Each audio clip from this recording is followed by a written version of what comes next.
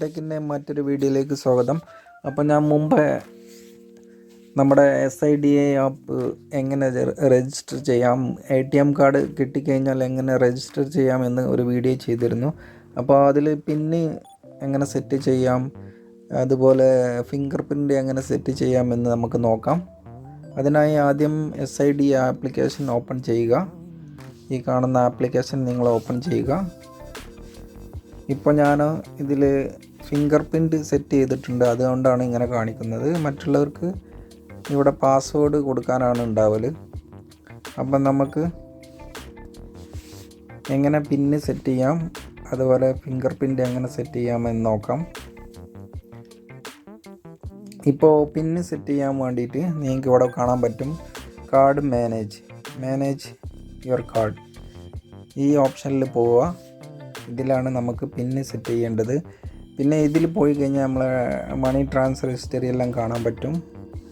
അതുപോലെ ഇതിൽ പോയി കഴിഞ്ഞാൽ നമുക്ക് സ്റ്റേറ്റ്മെൻറ്റ് എല്ലാം എടുക്കാൻ പറ്റും. ഓക്കെ, അപ്പം നമ്മൾ ഇതിലാണ് പോകേണ്ടത്. മാനേജ് കാർഡ് ഈ ഓപ്ഷനിലാണ് പോകേണ്ടത്. അപ്പോൾ ഇതിൽ ക്ലിക്ക് ചെയ്യുക. ഇതിൽ ക്ലിക്ക് ചെയ്ത് കഴിഞ്ഞാൽ നിങ്ങൾക്ക് ഇവിടെ കാണാൻ പറ്റും നമ്മുടെ കാർഡിൻ്റെ ബാലൻസ്, അതുപോലെ കാർഡിൻ്റെ നമ്പറെല്ലാം കൂടെ കാണാൻ പറ്റും. ഇപ്പം നമുക്ക് ഇപ്പോൾ നമ്മുടെ കാർഡ് കാർഡൊക്കെ കളഞ്ഞു പോയാൽ നമുക്ക് ഈ ഓപ്ഷനിൽ പോയാൽ നമ്മളെ കാർഡ് ബ്ലോക്ക് ചെയ്യാൻ പറ്റും. ഈ ഓപ്ഷനിൽ പോയാൽ കാർഡ് നമ്മളിത് ബ്ലോക്ക് ചെയ്യാൻ പറ്റും. അതുപോലെ നമുക്ക് പിന്ന് റീസെറ്റ് ചെയ്യാനുള്ള ഓപ്ഷനാണ് ഇവിടെ. ഇപ്പോൾ ഈ റീസെറ്റാണ് കാണിക്കുന്നത്. ഇവിടെ ഈ ഓപ്ഷനിൽ പുതിയ സെറ്റ് ചെയ്ത് കഴിഞ്ഞാൽ ഈ ഓപ്ഷനിൽ നമുക്ക് പോയി കഴിഞ്ഞാൽ നമുക്ക് പുതിയ പിന്ന് സെറ്റ് ചെയ്യാനും വേണ്ടിയിട്ട് പറ്റും. ഈ ഓപ്ഷനിലാണ്. ഇപ്പോൾ ഞാൻ ഓൾറെഡി പിന്ന് സെറ്റ് ചെയ്തിട്ടുണ്ട്, അതുകൊണ്ടാണ് ഇവിടെ റീസെറ്റ് പിന്ന് കാണിക്കുന്നത്.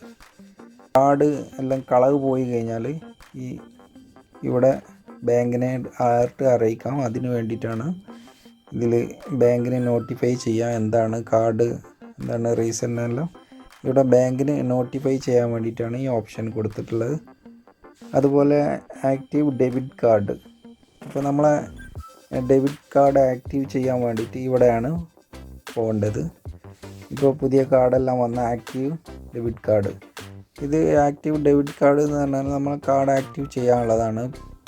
ഇപ്പോൾ നിങ്ങളെ കാർഡിൻ്റെ ഡീറ്റെയിൽസ് ഇവിടെ കൊടുക്കുക. അതിന് ശേഷം എക്സ്പയർ ഡേറ്റ് കൊടുക്കുക.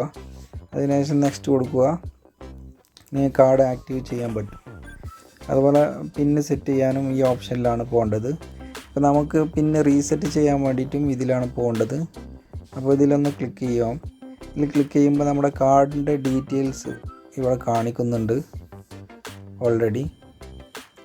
അപ്പോൾ നമ്മൾ ഇവിടെ ഇത്രയും നമ്പർ ഇവിടെ കൊടുക്കുന്നുണ്ട്. അപ്പോൾ ഈ ഫുൾ നമ്പർ നമ്മൾ ഈ ഭാഗത്ത് നമ്മൾ ടൈപ്പ് ചെയ്യണം. അതിന് വേണ്ടിയിട്ടാണ്.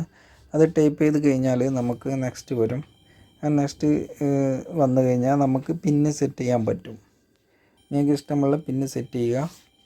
അപ്പോൾ നിങ്ങളെ ഫോണിലേക്ക് OTP വരും. അത് നിങ്ങൾ ടൈപ്പ് ചെയ്യുക. അങ്ങനെയാണ് പിന്ന് സെറ്റ് ചെയ്യുന്നത്. അതുപോലെ ഫിംഗർ പ്രിൻ്റ് എങ്ങനെ സെറ്റ് ചെയ്യാമെന്ന് നോക്കാം. ഫിംഗർ പ്രിൻ്റ് നിങ്ങൾ ഈ സെറ്റിങ്സിൽ പോവുക. സെറ്റിങ്സിൽ പോയതിന് ശേഷം നിങ്ങൾ ഇവിടെ കാണുന്നുണ്ടാവും ബയോമെട്രിക്. ഈ ബയോമെട്രിക് എന്ന ഓപ്ഷനിൽ പോയാൽ നിങ്ങൾക്ക് ഇവിടെ പിന്ന് സെറ്റ് ചെയ്യാം. നിങ്ങൾക്ക് ഫിംഗർ പ്രിൻ്റ് സെറ്റ് ചെയ്യാം.